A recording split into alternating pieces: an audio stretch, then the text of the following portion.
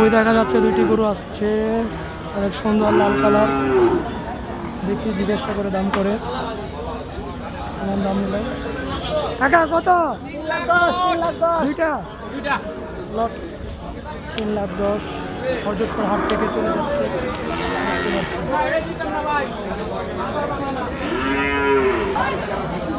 ভাই কত দাম জানি না।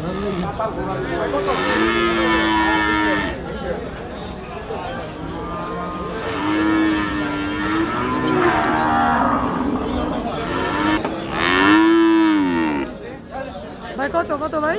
4,32,000। 4,32,000।